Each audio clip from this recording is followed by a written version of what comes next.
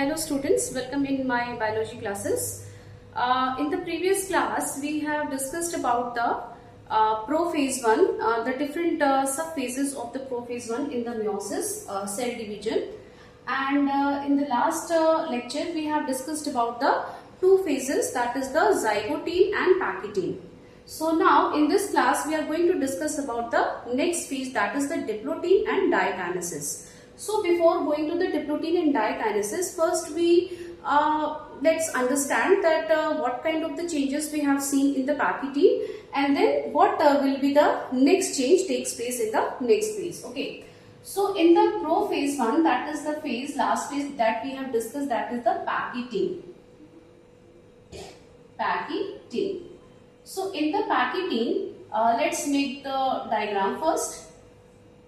So in the pachytene, we have seen that there is a nuclear membrane, intact nuclear membrane. There is a centriole or centrosomes just near the nucleus. And in the pachytene, the changes like the chromosome, that is homologous chromosome, which is visible in the form of tetrad. Okay. So the chromosome, homologous chromosome, which are visible in the form of tetrad, and they cross over each other. They cross over each other.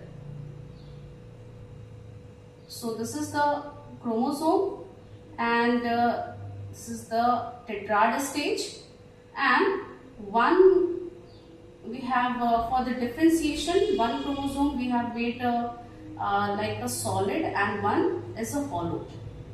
Okay, we can also use the different color. So like this.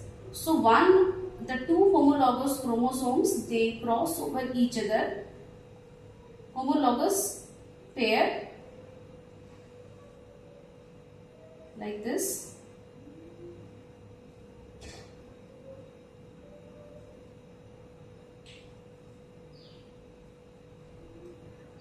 Okay. So this is the homologous pair, okay, and they cross over each other. So the point of the crossing is called chiasmata or a chiasma.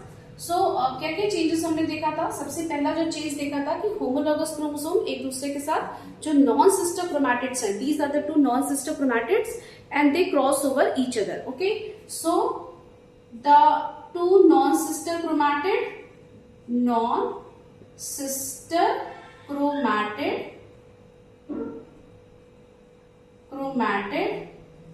cross over and exchange their physical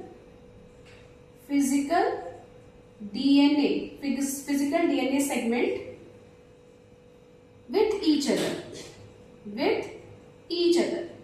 ठीक है, तो जहां पे crossing over हुआ था उसको हमने क्या कहा था? That is called the chiasmata. This is the point where the crossover takes place. This is called chiasma or we can call it chiasmata. Okay, तो पहला क्या चेंज हुआ था कि दो क्रोमोसोम्स के बीच में क्रॉसिंग ओवर हुई थी, डीएनए फिजिकली एक्सचेंज हुए थे. ठीक है, और इस काम को करने के लिए एंजाइम्स की जरूरत पड़ी थी. सो एंजाइम्स कौन कौन सा था? Enzymes required for the crossing over. तो एंजाइम्स कौन सा था? रिकॉम्बिनेज. इसके साथ साथ दो और एंजाइम भी यूज हुए थे, दैट इज द एंडोन्यूक्लियस और दूसरा लिया गया था लाइगेज. ओके, तो ये तीन एंजाइम्स थे जिसने मिलकर के ये क्रॉसिंग ओवर का प्रोसेस परफॉर्म किया था. और आफ्टर द क्रॉसिंग ओवर जो फिजिकल एक्सचेंज हो गए थे, तो हमारे क्रोमोसोम्स कैसे दिख रहे थे? यहाँ पर ये हमारा हॉलो वाला हो गया पार्ट. ठीक है, और इस हॉलो वाले पार्ट में कौन सा पार्ट आ गया था? सॉलिड वाला पार्ट आ गया था, इस तरह से. ठीक है, इसी तरह से जो हमारा दूसरा पेयर था जो कि सॉलिड था, जब क्रॉसिंग ओवर हो गया तो कैसा हो गया? ये यहाँ पर पूरे सॉलिड थे, लेकिन कुछ पार्ट जो था वो हॉलो का भी आ गया. दिस इज द वे कि कैसे क्रॉसिंग ओवर हो रहा है और कैसे फिजिकल एक्सचेंज हो रहा है डीएनए का, ठीक है। So this is the packeting. After the packeting जो नेक्स्ट स्टेज हमारा है वो क्या है, डिप्लोटीन, डिप्लोटीन या फिर diplonema. Okay, in the case of diplonema अब देखिए क्या होने वाला है, कौन कौन से चेंजेस होंगे अब हम देखते हैं। अब यहां पर जब हम क्रॉसिंग ओवर हो जाता है ना, कंप्लीट हो जाता है, तो इसके बाद यहाँ पर जो होमोलॉगस क्रोमोसोम्स होते हैं वो एक दूसरे से दूर जाना स्टार्ट करते हैं, ठीक है। तो जब ये दूर जाना स्टार्ट करेंगे, सपोज करिए कि यहाँ पर हमारे पास these are the two chromatids, यहाँ पे क्रॉसिंग ओवर परफॉर्म हो गया, एक्सचेंज हो गया। अब जब ये दूर जाने लगेंगे तो ये डायरेक्टली ऐसे अलग नहीं हो जाते, ये क्या होते हैं, टर्मिनलाइजेशन होता है, यानी कि ये एक दूसरे के टर्मिनल पॉइंट तक पहले पहुंचते हैं और फिर यहां से अलग होते हैं। तो इस प्रोसेस को हम कहते हैं टर्मिनलाइजेशन। तो यहाँ पे टर्मिनलाइजेशन यानी कैसे स्टार्ट होगा, जो सिनेप्टोनिमल कॉम्प्लेक्स होता है वो डिसोसिएट होना स्टार्ट हो जाता है। तो सबसे पहले हम यहाँ पे डायग्राम बना लेते हैं। सो this is the chromosome in the form of tetrad. This is the hollow one, पहले hollow one हम बनाएंगे, ठीक है, ये आपका हो गया, ठीक है। इसके साथ साथ हमारा जो दूसरा वाला होमोलॉगस पेयर था जो कि सॉलिड था, लेकिन यहां पर पूरी तरह से क्या होता है, अभी एक्सचेंज होने के बाद ये तुरंत अलग नहीं हो जाते हैं, ठीक है। तो यहां पर ये अभी अटैच है कुछ इस तरह से, तो ये हॉलो वाला पार्ट इसमें एक्सचेंज हो गया, ठीक है। इस तरह से हम दूसरा भी ड्रॉ कर लेंगे। तो this is the one chromosome और इसका ये सॉलिड वाला पार्ट हो गया। This is the another one,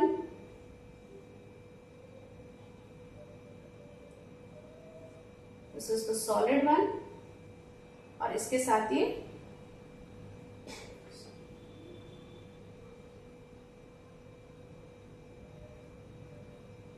this is the solid one, इसके साथ ही हॉलो वाला आ जाएगा, ठीक है। तो कुछ इस तरह से हमारा क्या हो रहा है, एक्सचेंज हो गया, ठीक है। अब एक्सचेंज के बाद सबसे पहला पॉइंट क्या होगा कि द सिनेप्टोनिमल कॉम्प्लेक्स, जो कि क्रोमोसोम्स को क्या कर रहे थे, होल्ड करने का काम कर रहे थे, they starts to dissolve. So the first one is synaptonemal complex. Nimal complex starts to dissociate या फिर हम सीधा कह सकते हैं डिसॉल्व हो जाते हैं, dissolve to separate the homologous chromosomes, homologous chromosomes, ठीक है। तो अब क्या हो रहा है कि आफ्टर द क्रॉसिंग ओवर ये जो आपके होमोलॉगस क्रोमोसोम्स थे ये अलग होना शुरू हो जाएंगे और इनको होल्ड करने वाली जो प्रोटीन कॉम्प्लेक्स थी जिसको हम सिनेप्टोनिमल कॉम्प्लेक्स कह रहे थे, यहां पर उसमें डिसोल्यूशन स्टार्ट हो जाएगा, यानी कि वो डिसॉल्व होना स्टार्ट हो जाएंगे, जिससे कि धीरे धीरे उनके बीच का जो होल्डिंग पार्ट है वो खत्म हो जाएगा और ये अलग होना शुरू हो जाएंगे। But they still attached at the point of chiasma. But still attached at chiasma. Chiasma, that is the point of crossing over. Chiasma, ठीक है, स्पेलिंग ठीक कर लीजिए, chiasma, ठीक है। इसके बाद क्या हो जाएगा, terminalization takes place, terminalization takes place and two homologous chromosomes separates। तो टर्मिनलाइजेशन का क्या मतलब हो गया कि ये ऐसे अलग नहीं हो जाते, first they will scroll each other, एक दूसरे के ऊपर क्या होते हैं, स्क्रॉल करते हुए जस्ट बिल्कुल ये एंड तक आते हैं, यानी कि टर्मिनल एंड तक आते हैं, then after end they will get separate. Okay, तो इस तरह से इस प्रोसेस को हम कहते हैं टर्मिनलाइजेशन। तो सबसे पहले साइनेप्टोनेवल कॉम्प्लेक्स क्या होगा, डिसॉल्व होना स्टार्ट हो जाएगा, जिससे कि होमोलॉगस जो क्रोमोसोम्स है वो एक दूसरे से दूर जाने लगेंगे। इसके बाद क्या होगा कि जिस पॉइंट पे क्रॉसिंग ओवर हुआ था अभी वहां से वो अटैच्ड रहेंगे, ठीक है, कुछ देर तक वहां अटैच रहेंगे। इसके बाद टर्मिनलाइजेशन होगा, जिससे कि दोनों जो क्रोमैटिड्स हैं एक दूसरे के ऊपर स्लाइड ओवर करते हुए एंड तक पहुंचेंगे और एंड के बाद से ये अलग हो जाते हैं। This is the way how to terminalization takes place. So this is called terminalization. It means it will comes up to the terminal end and then get separate. Okay, so this is called terminalization. It takes place and then two homologous chromosomes will get separate. Okay, so this is the way how to the diplotin takes place. After the diplotin, the next stage is dikinesis. So यहाँ पे हम dikinesis समझ लेते हैं। Diakinesis, तो diakinesis में देखिए क्या होगा, डाइकाइनेसिस बिल्कुल जैसे हम लोग ने माइटोटिक डिवीजन का फेज पढ़ा था ना, माइटोटिक डिवीजन का बिल्कुल हमारा वैसे ही डाइकाइनेसिस होता है। Okay, so let's understand the next phase, that is the diakinesis. So in the diakinesis it is just similar to the prophase, late prophase of the mitotic division. अब यहाँ पे क्या हो रहा है कि आपके जो सेंट्रियोल हैं वो सेपरेट होकर के अपोजिट पोल पे जा चुके हैं, ठीक है। There is the formation of spindle fibre, यहाँ पे स्पिंडल फाइबर का फॉर्मेशन हो गया है, ठीक है। And now the chromosome get attached with the spindle fiber with the help of the centromere or a protein, that is a kinetochore which is found around the centromere. Okay, so यहाँ पर randomly जो आपके homologous chromosomes होते हैं वो आपके arrange हो जाते हैं इस तरह से। So this is the solid one, ठीक है। यहाँ पे हम देख लेते हैं, दिस इज अनदर वन, कि जो हम लोगों ने सॉलिड वाला पार्ट बनाया था, ठीक है। तो ये हमारा हो गया सॉलिड वाला विथ एक्सचेंज ऑफ क्रोमोसोम, यानी exchange of the genetic material. इसी तरह से एक और हम ड्रॉ कर लेंगे, क्योंकि हमने स्टार्टिंग में 4 लेके हम स्टार्ट किए थे 4, ठीक है। सो दिस इज द 1 और एक और हम यहाँ पे ड्रॉ करेंगे, यहाँ पे ड्रॉ कर लेते हैं।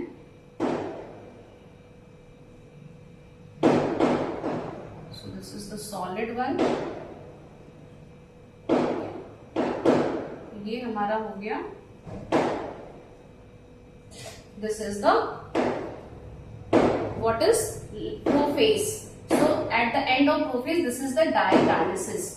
तो ये सारे जो चेंजेस हैं वो आपके क्या हो रहे हैं, जो कि हमारे माइटोसिस के लेट प्रोफेज में जो हमारी जो हमें विजिबल हो रहे थे, वही सारे जो चेंजेस होंगे वो हमें डाइकाइनेसिस में दिखने लगेंगे। Okay, so this is this prophase 1 is completed.